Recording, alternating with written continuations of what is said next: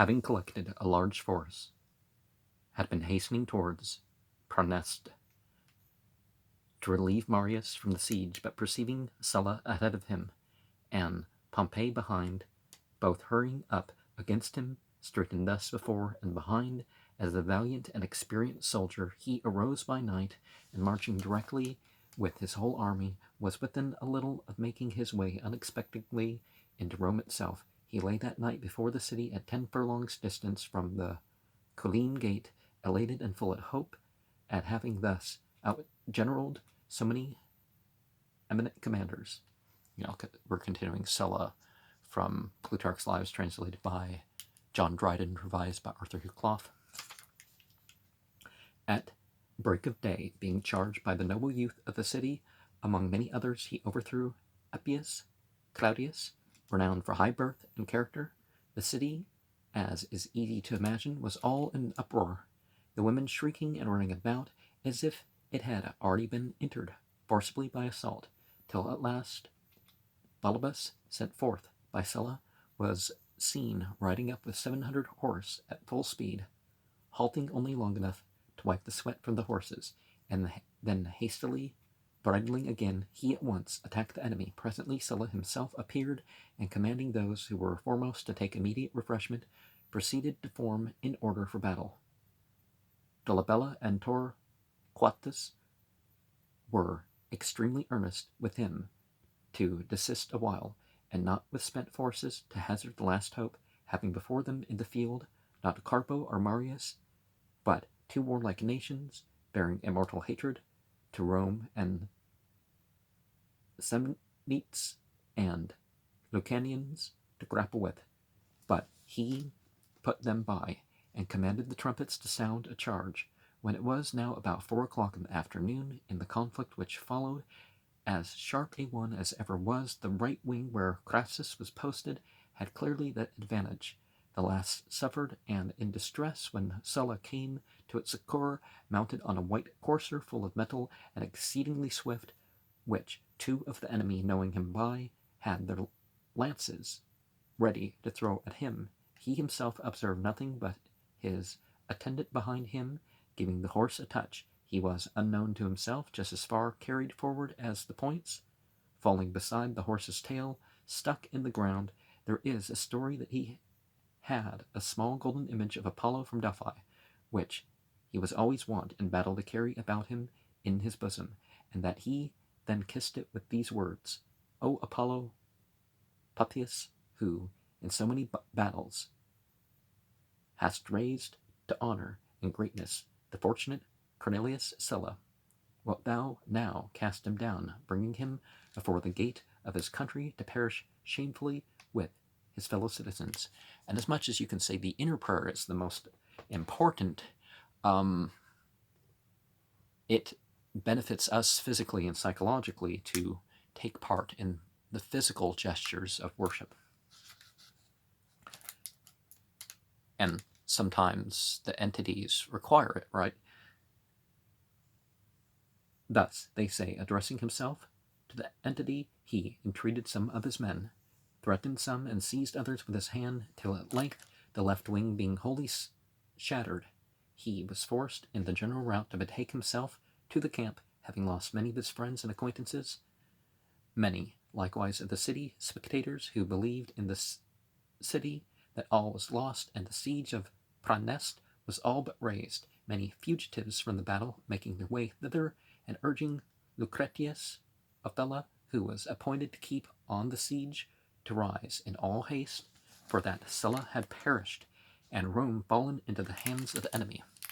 About midnight there came into Sylla's camp messengers from Crassus to fetch provision for him and his soldiers, for having vanquished the enemy, they had pursued him to the walls of Antemna, and had set down there. Sylla, hearing this, and that most of the enemy was destroyed, came to Antemna by break of day, where 3,000 of the besieged, having sent forth a herald, he promised to receive them to mercy on condition they did the enemy mischief in their coming over. Trusting to his word, they fell foul on the rest of their companions, and made a great slaughter one of another. Nevertheless, Sylla gathered together in the circus, as well these as other survivors of the party, to the number of 6,000, and just as he commenced speaking to the Senate in the temple of Bellona, proceeded to cut them down by men appointed for the service. The cry of so vast a multitude, put to the sword in so narrow a space, was naturally heard some distance, and startled the senators. He, however, continuing his speech with a calm and unconcerned countenance, bade them listen to what he had to say, and not busy themselves with what was doing out of doors.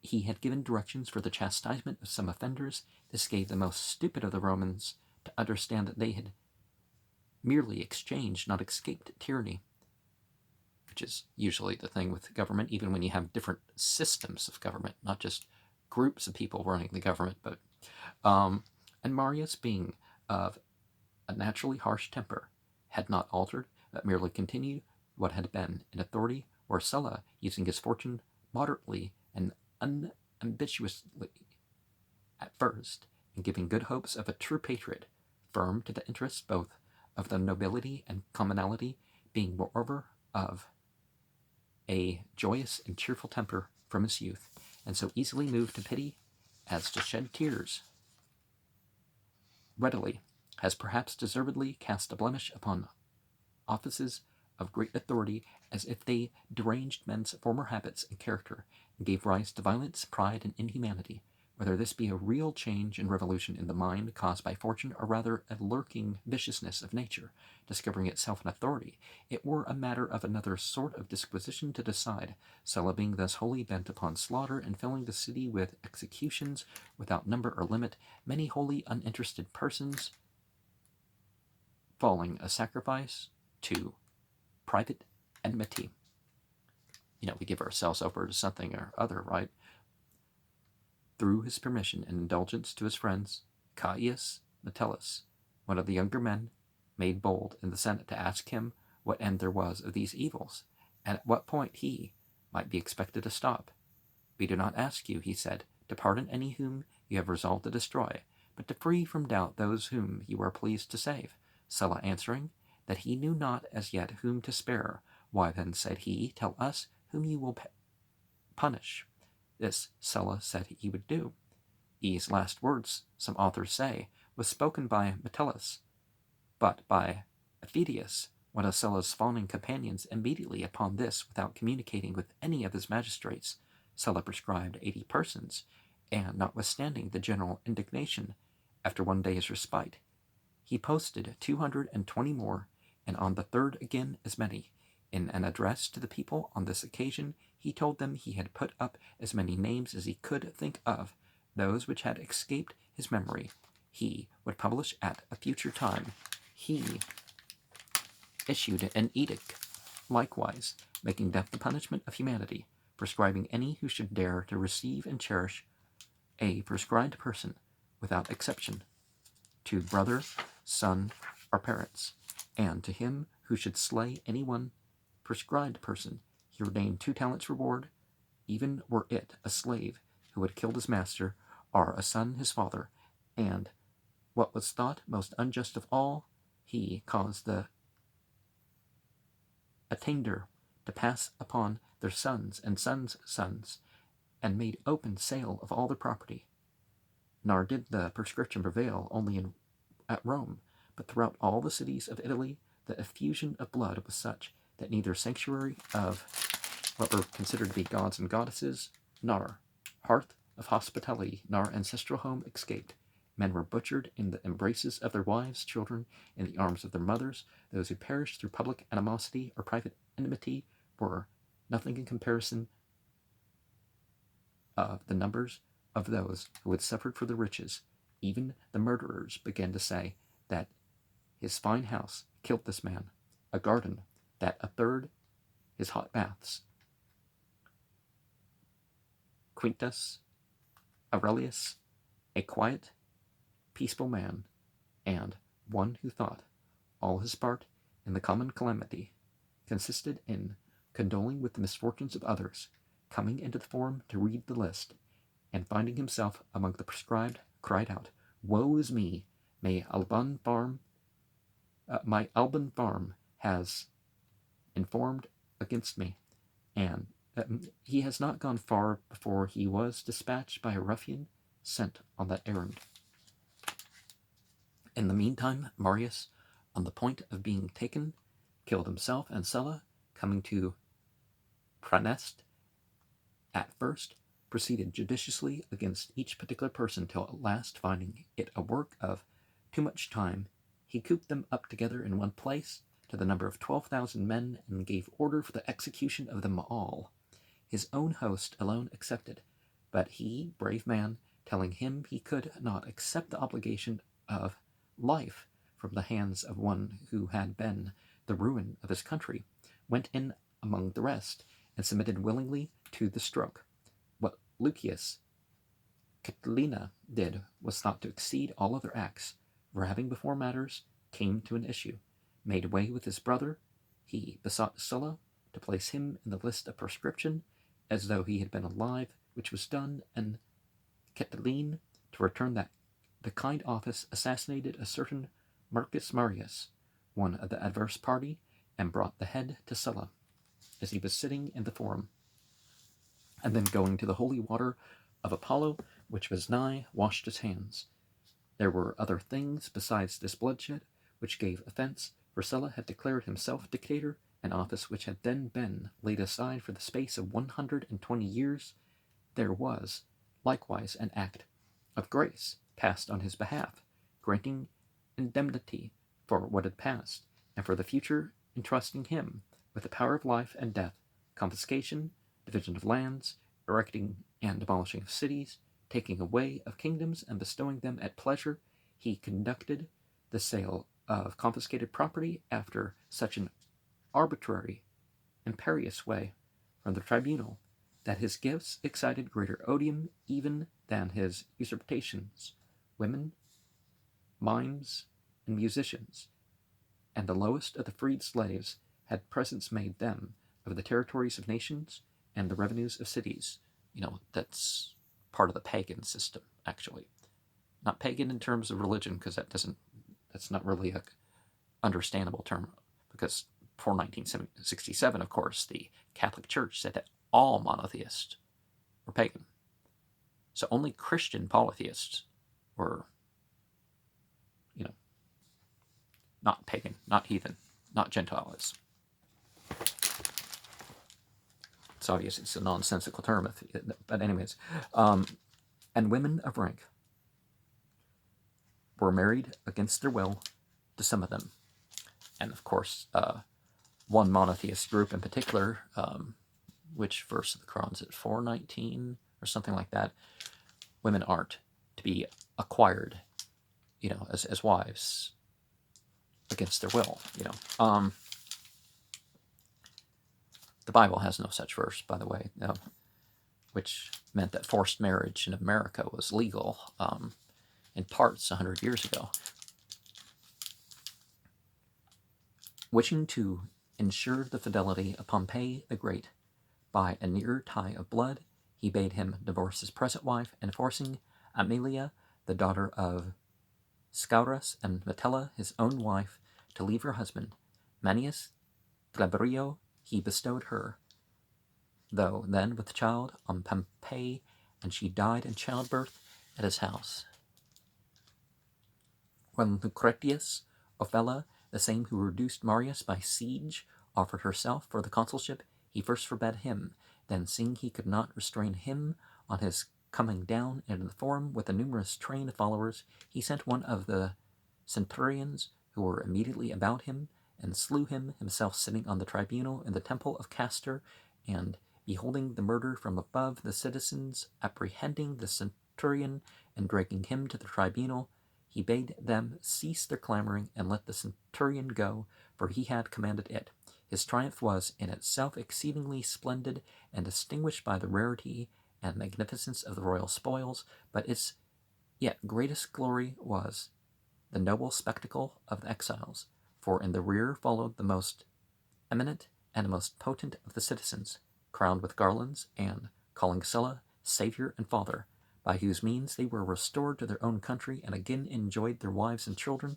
When the solemnity was over and the time come to render an account of his actions addressing the public assembly, he was as profuse in enumerating the lucky chances of war as any of his own military merits, and finally from this felicity he requested to receive the surname of Felix.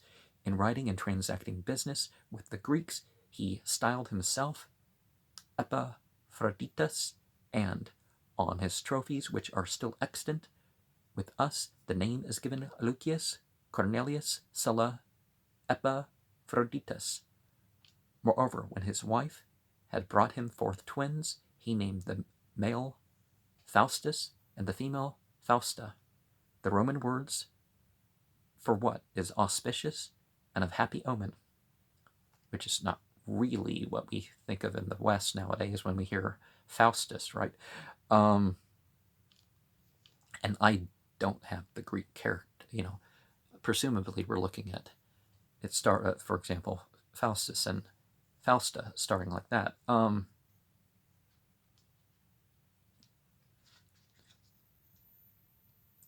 The confidence which he reposed in his good genius rather than in any abilities of his own emboldened him, though deeply involved in bloodshed, and though he had been the author of such great changes and revolutions of state, to lay down his authority and place the right of consular elections once more in the hands of the people.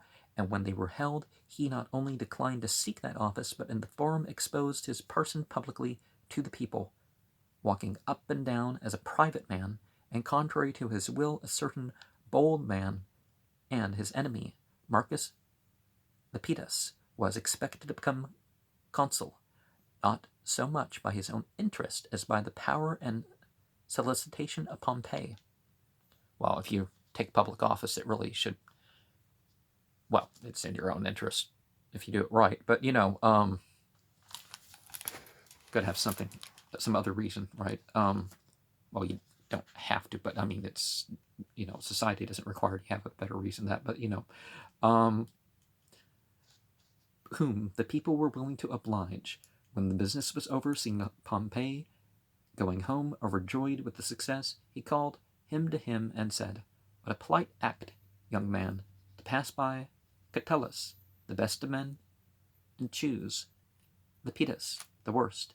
It will be well for you to be vigilant now that you have strengthened your opponent against yourself."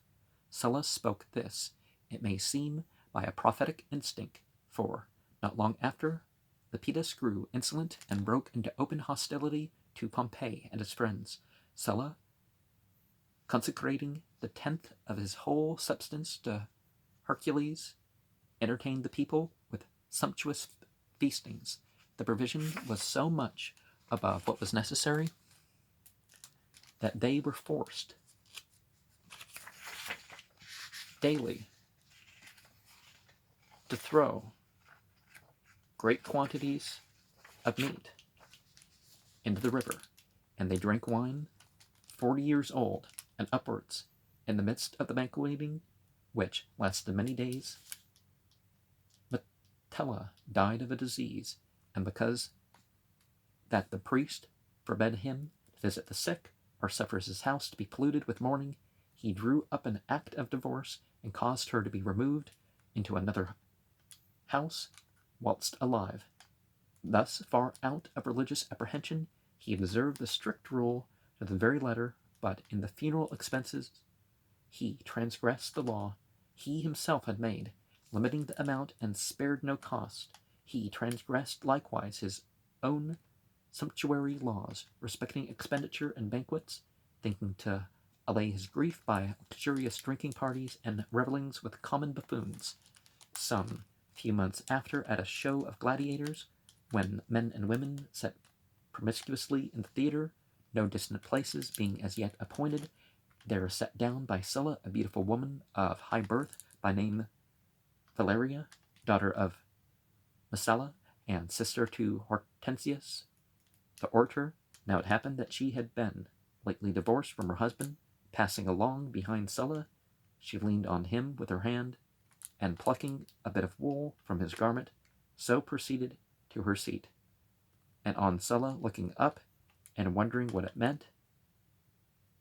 "What harm, mighty sir," said she, "if I also was desirous to partake a little in your felicity?" It appeared at once that Sylla was not displeased, but even tickled in his fancy, for he sent out to inquire her name, her birth, and past life. Not what people mean, but,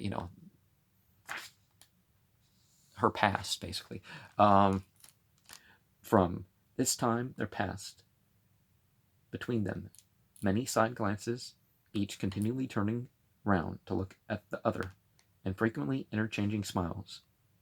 In the end, overtures were made, and a marriage concluded on, at which was innocent, perhaps, on the lady's side. Well, if he's going out, I'll take this chunk of your clothes here. But though she had been never so modest and virtuous, it was scarcely a temperate and worthy occasion of marriage on the part of Sylla to take fire as a boy might at a face and a bold look, incentives not seldom to the most disorderly and shameless passions. Notwithstanding this marriage, he kept company with actresses, musicians, and dancers, drinking with them on couches night and day. His chief favorites were Roscius the comedian, Sorex the arch-mime, and Metrobius the player, for whom, though past his prime, still professed a passionate fondness. By these courses he encouraged a disease which had been begun from unimportant cause, and for a long time he failed to observe that his bowels were ulcerated. Nowadays, that's most likely from, chemicals with food or something, but still can happen otherwise. Till at length the corrupted flesh broke out into lice. Many were employed day and night in destroying them, but the work so multiplied under their hands that not only his children, baths, basins, but his very meat was polluted with that flux and contagion. They came swarming out in such numbers. He went frequently by day into the bath to scour and cleanse his body, but all in vain. The evil generated too rapidly and too abundantly for any evolutions to overcome it. Got to be careful of the extra behaviors that can give you, bring you disease, right? There died of this disease, amongst those of the most ancient times, Acastus, the son of Peleus, of latter date, Alcman the poet, Pherecatus, the theologian, Callisthenes, the Olympian, Callisthenes, the Olympian, in the time of his imprisonment, and also Mucius, the lawyer. And if we may mention ignoble but notorious names, Eunice, the fugitive, who stirred up the slaves of Sicily to rebel against their masters after he was brought captive to Rome, died of this creeping sickness. Sylla not only foresaw his end, but may also be said to have written of it, for in the 22nd book of his memoirs, which he finished 2 days before his death, he writes that the Chaldeans foretold him that after he had led a life of honor, he should conclude it in fullness of prosperity. He declares, moreover, that in a vision he had seen his son, who died not long before Metella, stand by in mourning attire, and beseech his father to cast off further care, and come along with him to his mother Metella, there to live at ease and quietness with her. However, he could not refrain from intermeddling in the public affairs. For 10 days before his decease, he composed the differences of the people to Dicaarchia, and prescribed laws for their better government, and at the very day before his end, it being told him that the magistrate Granius deferred the payment of a public debt, in expectation of his death, he sent for him to his house, and placing his attendants about him, caused him to be strangled. But through the straining of his voice and body, the posthume breaking, he lost a great quantity of blood. Upon this, his strength failing him, after spending a troublesome night, he died, leaving behind him 2 children by Metella. Valeria was afterwards delivered of a daughter named Posthuma, for so the Romans call those who were born after the father's death. Many ran tumultuously together, and joined with Lepidus to deprive the corpse of the accustomed solemnities. But Pompey, though offended at Sylla, for he alone of all his friends was not mentioned in his will, having kept off some by his interest and entreaty, others by menaces, conveyed the body to Rome, and gave it a secure and honorable burial. It is said that the Roman ladies contributed such vast heaps of spices that besides what was carried on 210 liters, it was sufficient to form a large figure of Sylla himself, and another representing a lictor, out of the costly frankincense and cinnamon. The day being cloudy in the morning, they deferred carrying forth the corpse till about 3 in the afternoon, expecting it would rain. But a strong wind blowing full upon the funeral pyre, and setting it all in a bright flame, the body was consumed so exactly in good time that the pyre had begun to smolder, and the fire was upon this point of expiring, when a violent rain came down, which continued till night, so that his good fortune was firm even to the last, and did as it were, officiate his funeral. His monument stands in the Campus Martius, with an epitaph of his own writing, the substance of it being that he had not been outdone by any of his friends in doing good turns, nor by any of his foes in doing bad.